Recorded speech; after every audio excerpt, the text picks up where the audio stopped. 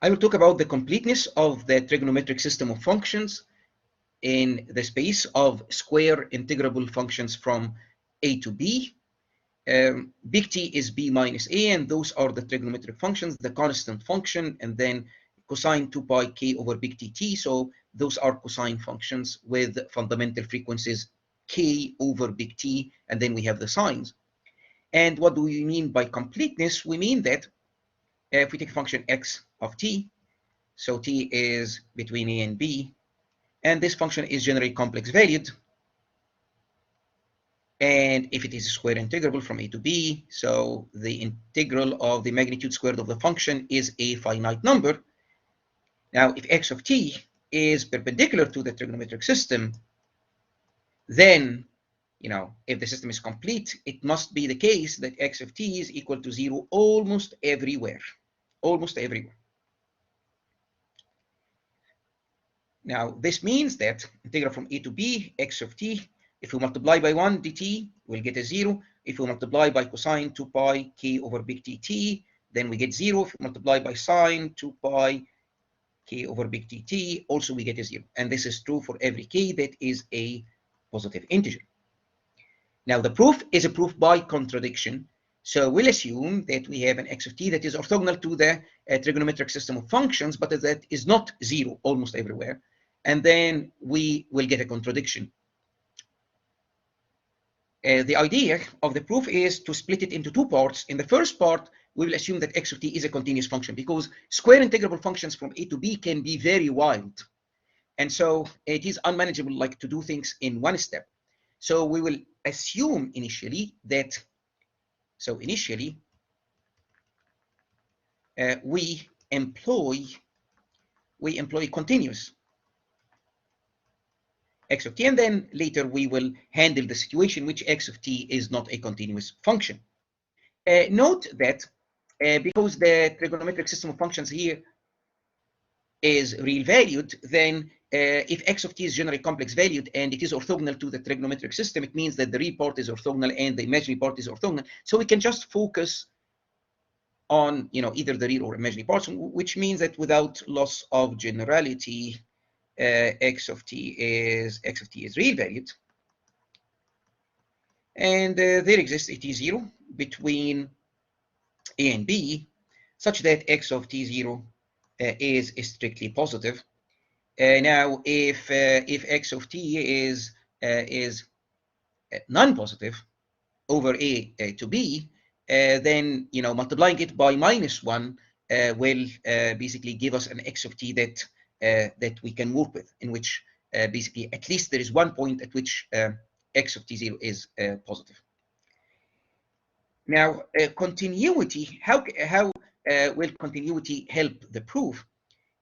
Continuity, what is the definition of continuity? So for every epsilon that is strictly positive, there exists a positive delta tilde, let's say, such that for all t satisfying that t is in a to b, and then the intersection of t0 minus delta tilde to t0 plus delta tilde. What do we have? We have that the magnitude of the difference, so x of t minus x of t0, that this is strictly less than epsilon, which is this epsilon here. So this is just the definition of continuity. So this means that x of t is minus x of t0 is strictly greater than minus epsilon. So x of t is greater than x of t0 minus epsilon. Now, this is true for any positive epsilon. So by our assumption that x of t0 is strictly positive, then we can set epsilon equal to x of t0 over 2. So if we set epsilon equal to x of t0 over 2, then actually what we have is that x of t is strictly greater than x of t0 over 2. Basically, we have this lower bound, which is, of course, strictly positive for x of t. Now, what we'll do is that we will define a delta that is strictly less than the minimum of delta tilde, which is this one, which we have here, and then also b minus t0 and t0 minus a. Now note that, so this is our interval from a to b. Note that if t0 is exactly the midpoint, if t0 is exactly here, if this is t0, then b minus t0 is big T over 2. So remember that this length here is big T. So if t0 is the midpoint, b minus t0 is exactly big T over 2. t0 minus a is big T over 2. And this thing will be equal to T over 2. Now, if t0 moves to the left or to the right, then one of those guys will get smaller than big T over 2. So this is less than or equal to big T over 2. Now, here is our hero. So our hero is basically this function, which is alpha of t.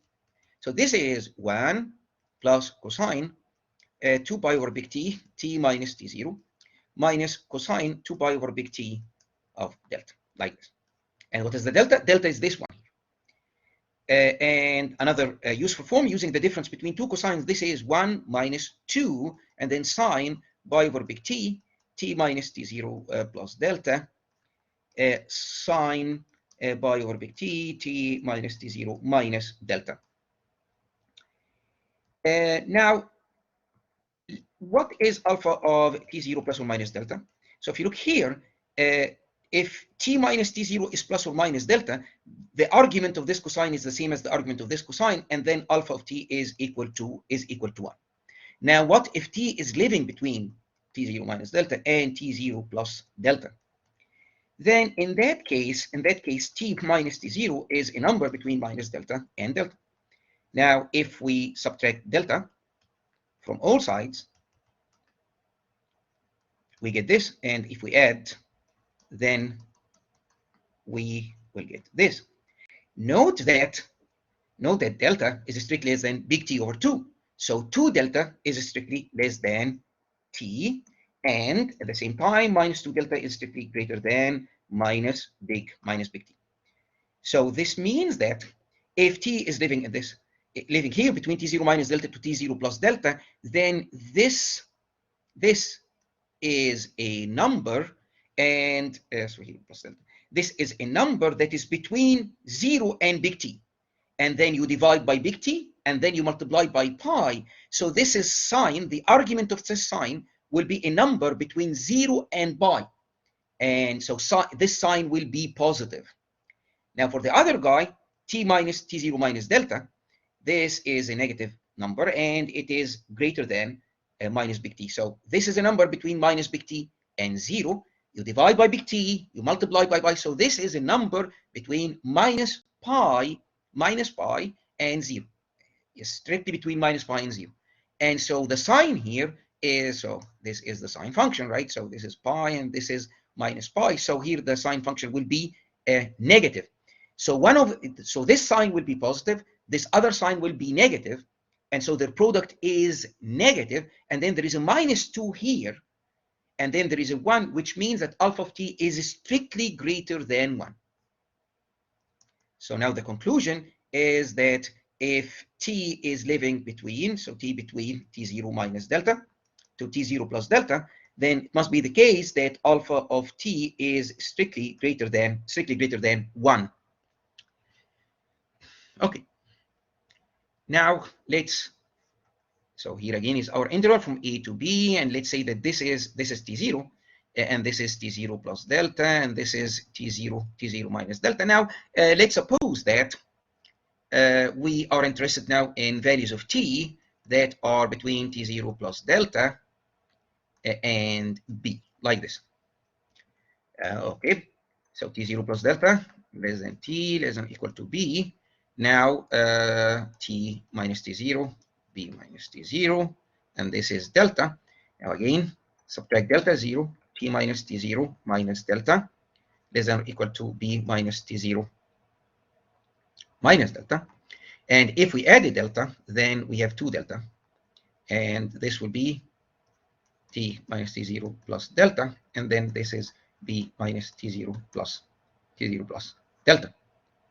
Okay, So t minus t0 plus delta. Again, why are we interested in this and that? Because again, if you look here, these are involved here inside the sine functions.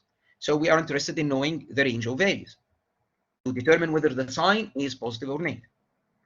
So if t minus t0 plus delta is greater than 2 delta, so it is positive, and then it is less than b minus t0 plus delta.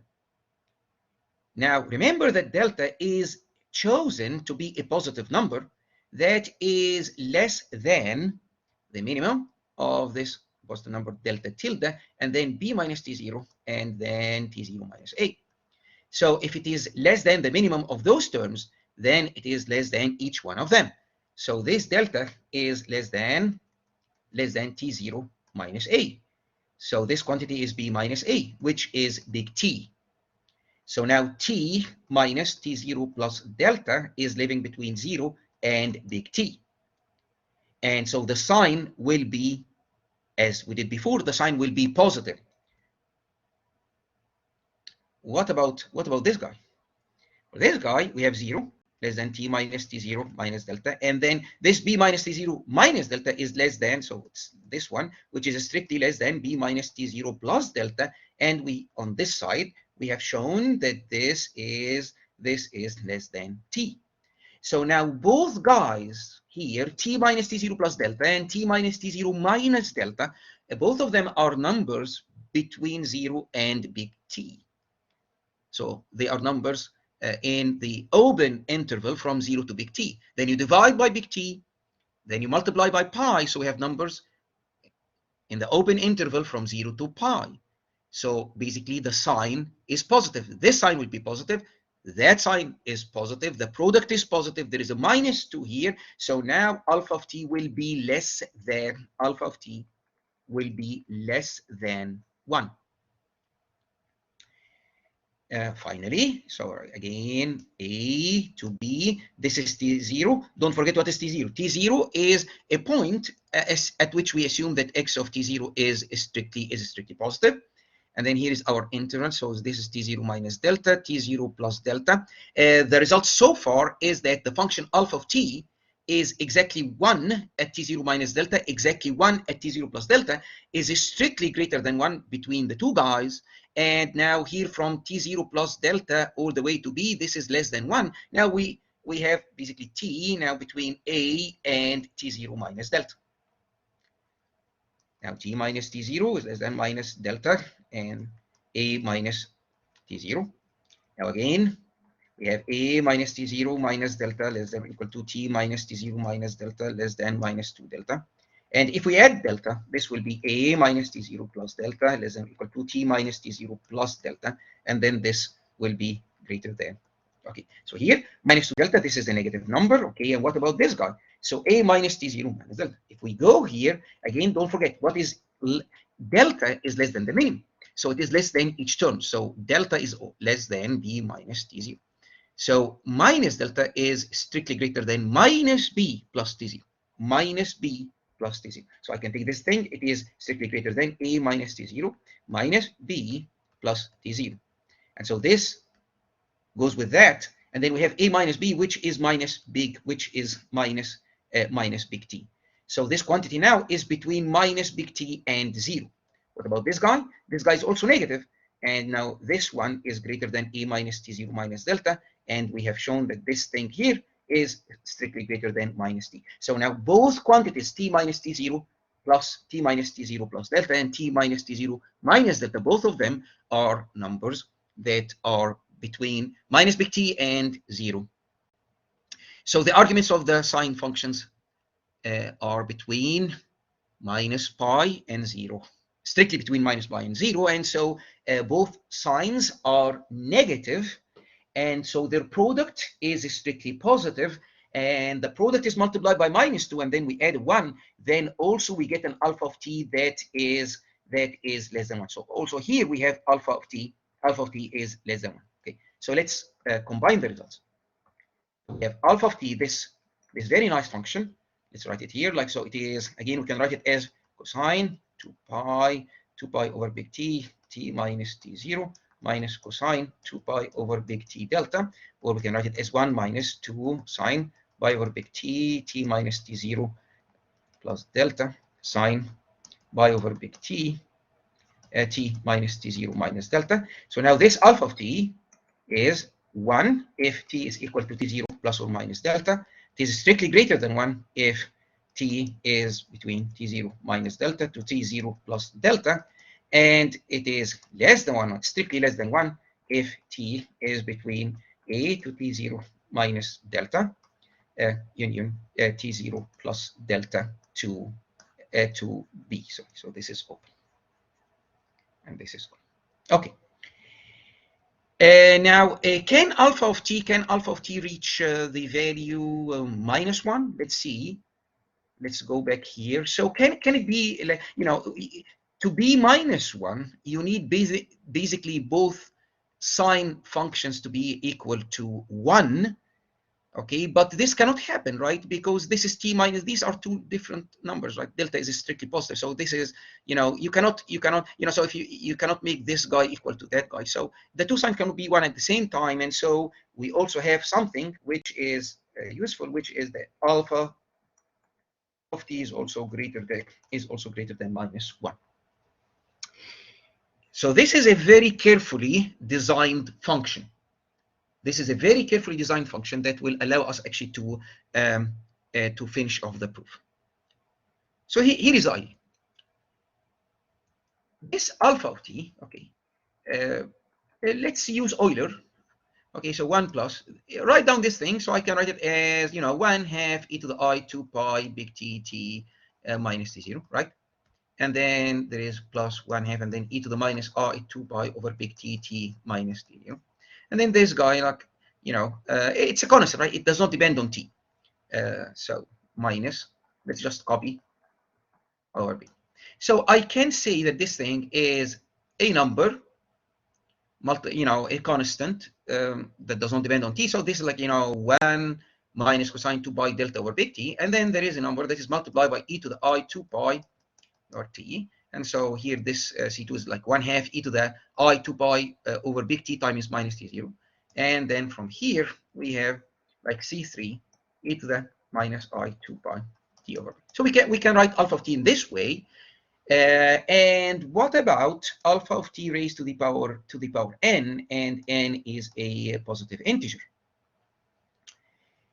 Now, what will happen when you take this thing and raise it to the power n? We do not need to do this exactly, but what we will get terms like e to the I 2 pi k over big T and e to the minus I 2 pi k over big T, and then k is from 0 all the way to n. So we don't need to know the exact expansion when you raise this thing to the power n, but the idea is that you will get those guys, which, using Euler's identities again, you can write down them as cosines and sines.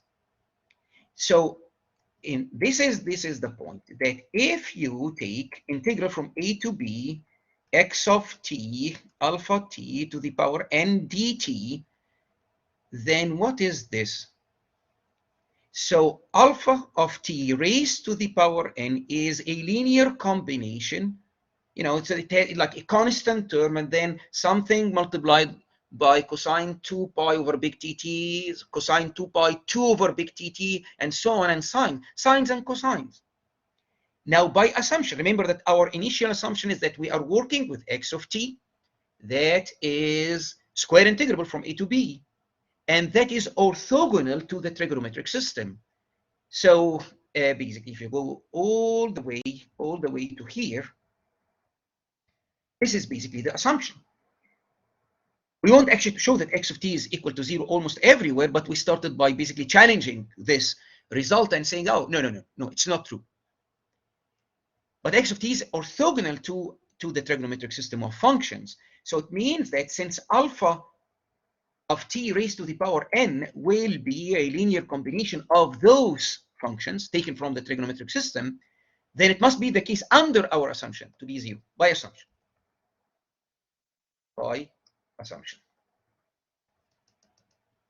Because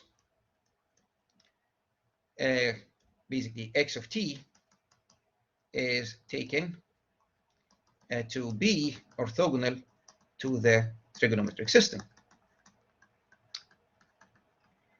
Okay, now, so if you think of this as something that is indexed by n, okay, so it is the all zero sequence, and so the limit of n going to infinity of the integral from a to b x of t alpha t to the power n dt, this is also equal to 0. Now what, so you can see now how we will get our contradiction. We will try to take this limit and try to evaluate it in some other way and get a non-zero result. And if we get a non-zero result, that's it. Then we have a contradiction. And so the contradiction means that our assumption is wrong. But of course, don't forget that we are not just working with a square integrable function x of t. It is also, we assume this extra thing that it is continuous. So we will need to handle the case in which x of t is not continuous. Okay, but let's continue. So I will take a limit n tends to infinity, integral from a to b, x of t, alpha of t to the power n dt. And what I will do now, you forget about this assumption of orthogonality. Just take this integral and split it into an integral from t0 minus delta, t0 plus delta, and then x of t, alpha of t to the power n dt, and then another guy here. So this is from so here what we have is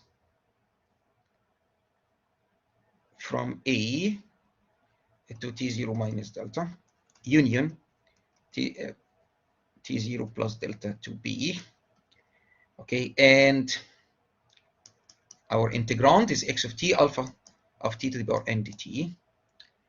Let's focus on this part first.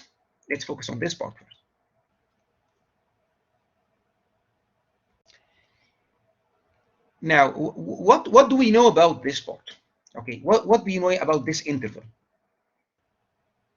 From our investigation of the function alpha of t, by basically thinking about how it is constructed, we discovered that alpha of t over basically this region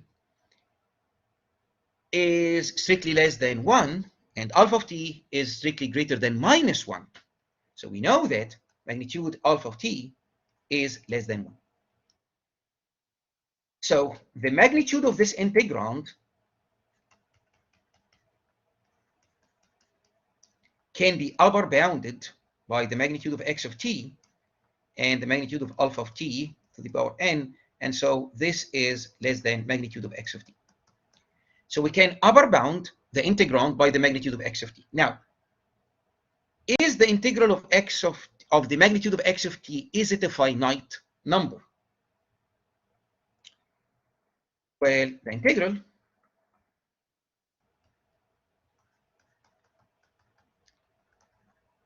of magnitude of x of t dt, is upper bounded by the integral from a to b of magnitude x of t dt.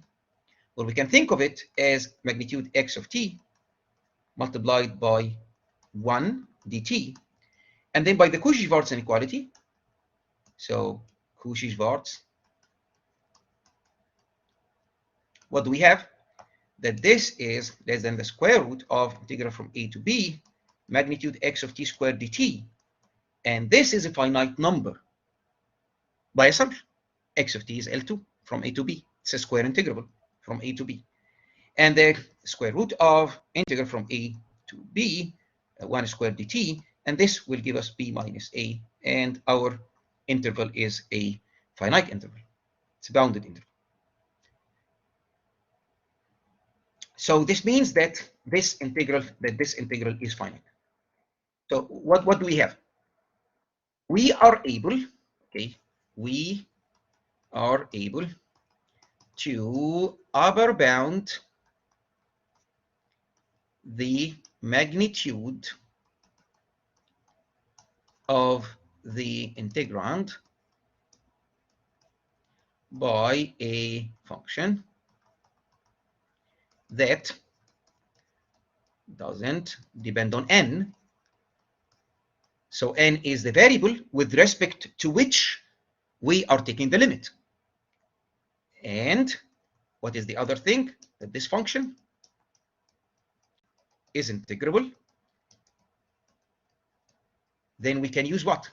So since these two statements are true, we can upper bound the magnitude but by something that does not depend on n, the variable with respect to which we are taking the limit. And since the integral of this upper bound, which is the magnitude of x of t, by using the Cauchy-Schwarz inequality can be shown to yield a finite result, then we can apply the DCT, the dominated convergence theorem. And by the dominated convergence theorem, we can interchange the order. Okay, so basically by the DCT, this integral, this integral here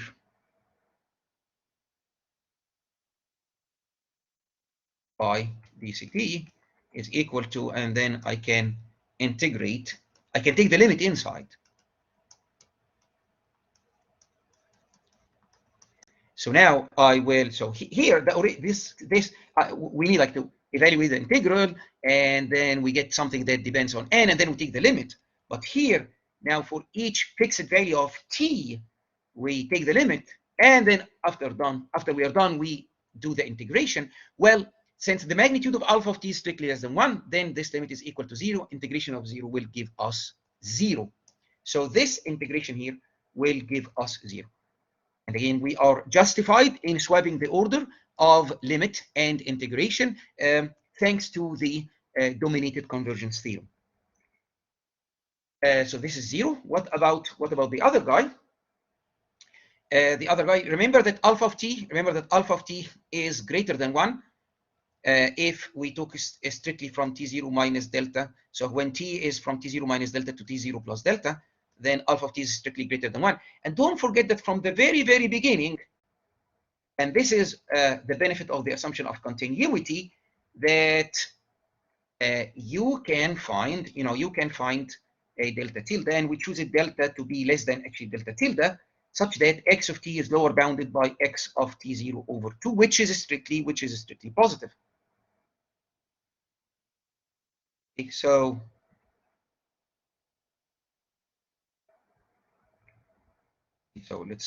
let's go back here.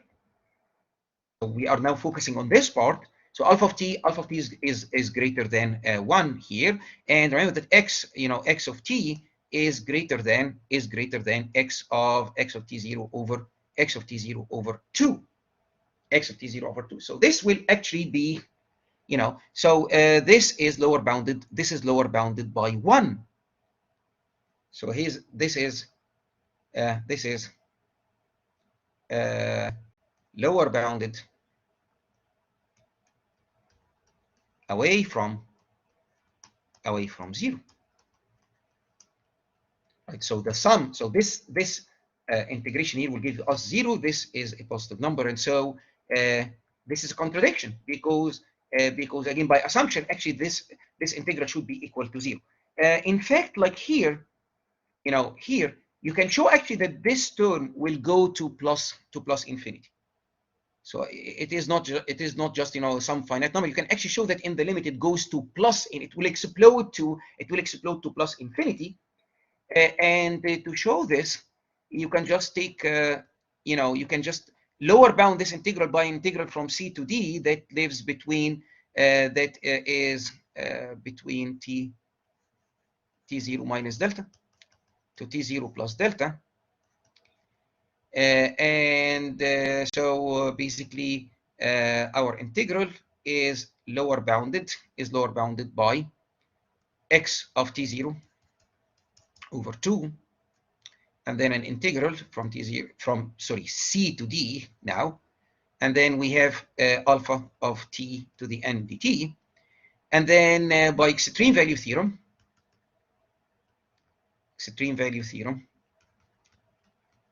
we have that there is a minimum. So alpha, we can have q, which is the minimum of alpha of t, which is a continuous function, and t is between c and d, and it is greater than 1. It is greater than 1. Okay, and so the integral t0 minus delta to t0 plus delta x of t alpha of t to the power n dt is lower bounded by x of t0 over 2, and then let's have the q over n, and then d minus c. And if you take the limit, this guy will, because q is greater than 1, will go to plus infinity as n goes to plus infinity. Anyways, we have a contradiction. We do have this. So the contradiction will come actually from, so this is the integral that will never, we cannot make this equal to 0. So this guy is equal to 0. Again, when we apply the dominated convergence theorem, this one, no, it cannot be made equal to 0. So this will contradict our assumption. Are we done? Of course, no. We are not done, because now, so x of t is equal to 0 almost everywhere, or perhaps x of t is not a continuous function.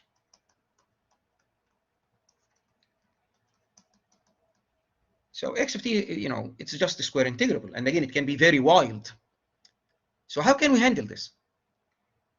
So we assumed continuity in the beginning, again, because continuity is very helpful. If a function is continuous and it's positive at a point, then it is positive in the vicinity of that point. And this is this was crucial in the proof. So you say, okay, I will take x of t to be positive at t0, and then it means that x of t in a neighborhood of t0 is strictly positive, and in fact it is lower bounded, and our lower bound was x of t0 over 2. And so this was crucial in getting our contradiction. But now, if we do not assume continuity, then we cannot do something like this. So what is the trick? The trick is to define y of t, which is integral from a to t x of u du. So we'll have this integral. Okay, so now what is y of a is equal to 0. What is y of b? It's integral a to b x of u multiplied by 1 du. And remember that by assumption that function x is orthogonal to the trigonometric system. So it is orthogonal to the cosines and sines and the constant function between a and b. So this is equal to 0, because again, we are using an x that is orthogonal to the trigonometric system. So y of t defined in such a way is exactly equal to 0 at the endpoints at a and at b. And this is very important. And also y of t is continuous. Y of t is continuous. Okay. So without using the fundamental theorem of calculus, let's just take t1, so less than or equal to b, greater than t2, greater than or equal to a. Then what is this thing? Y of t1 minus y of t2. So this difference will be integral from t2 to t1 x of u du. And again, by applying Cauchy-Schwarz,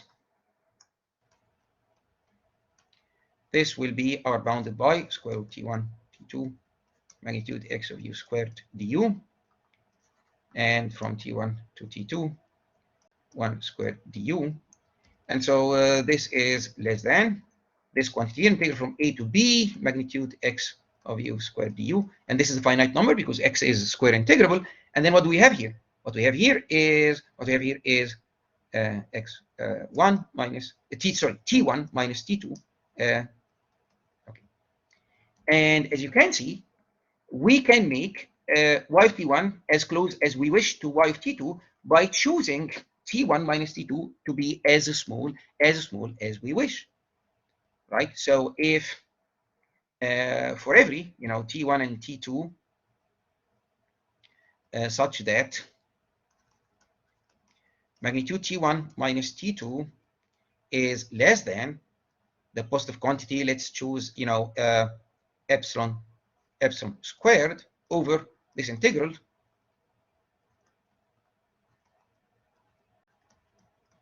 We have that y of T1 minus y of T2, that this is less than epsilon. So give me any challenge me with any epsilon, and I can find, T1 and T2s that are, as close to each other, within a certain distance, such that these two guys are close to one another as we wish. So that's the definition of continuity. And actually, basically, uh, uh, function y is uniformly continuous. It is not just continuous, it is uniformly continuous by definition. But again, for here, we just need that, we need it to be continuous. Okay, so now we constructed this function y of t. It is actually, differentiable almost everywhere, uh, at least, we can see that in one line of proof that it is uniformly continuous. And it is equal to 0 at the endpoints. So what? I mean, so what can we do? Now, we will construct this function. So we'll take y of t and we will subtract the constant. And what is this constant? The constant is 1 over big T. Remember, big T is b minus a, and then integral from a to b y of ud. So in other words, you get your function y of t, and then integrate it from a to b. And so this will be a constant. You can show that this constant is finite, and you take y of t minus this one. Now, what if you integrate this constant? So from a to b. So if you take this constant, you, let's say, multiply by 1, and then you integrate. Well, if you do this, you will get integral from a to b y of t dt.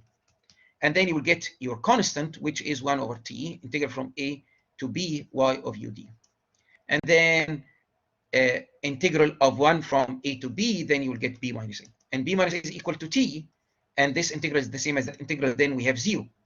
So this means that y of t minus 1 over big T, integral from a to b y of u du, is orthogonal to the constant function from a to b. Now let's try our luck with the cosine function big T, integral from a to b, and then you have y of u du. So this is the constant subtracted from y of t, and then now multiply by cosine 2 pi k over t dt, like this. So let's see, what do we have? So this integral, now if you have a constant, so this is a cosine function, and remember that big T is b minus a. So a constant, if you multiply constant by this cosine and then you integrate, you will basically get 0. And so this is integral from a to b y of t cosine 2 pi k over big T t dt, which is t over 2 pi k, and from integral from a to b y of t d sine 2 pi k over big T t. I'm doing integration by parts, t over 2 pi k, and then this will be y of t sine 2 pi k over t t. And this evaluated from a to b, and then here we have minus t over 2 pi k, and then we have integral from a to b, and then we have sine 2 pi k over big T, and then y of t dt. Now, what about this term? Now you will have to evaluate y at a and b, and then, by the way the y was constructed, remember this. So y is the integral of x from a to t, and if you put t equals to a, then you get, you are basically you get a 0. And if you put t equals to b, and because x is perpendicular to the constant function, is orthogonal to the constant function, then we get a 0. So y is 0 at the endpoints, and because of this, this guy will be 0. When you put b, you'll get y of b, which is 0. When you put a, you'll get y of a, which is 0. What about this one? So sorry, this actually is y prime. This is the derivative of y. Now, again, I will just take it. It's the fundamental theorem of calculus that basically, if you differentiate y, then you will get x. And if you get x, Now, by assumption, so this is x, and everywhere, and by assumption, this is 0.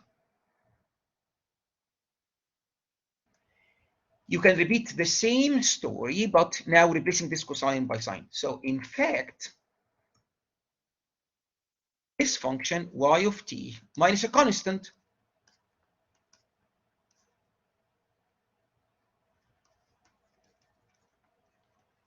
which is continuous, it is actually uniformly continuous or differentiable almost everywhere, then it is continuous for our this proof. It's continuous, and it is so for in fact this function which is continuous is orthogonal to the trigonometric system.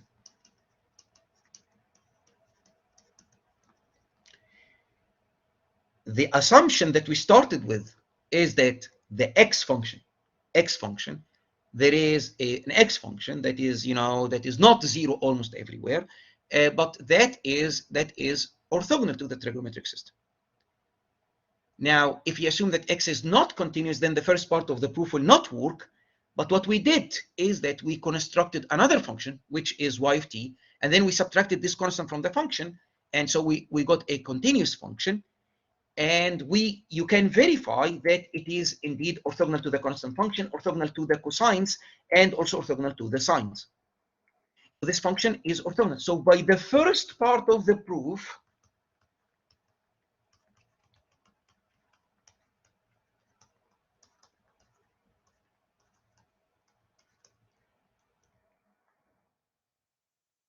this guy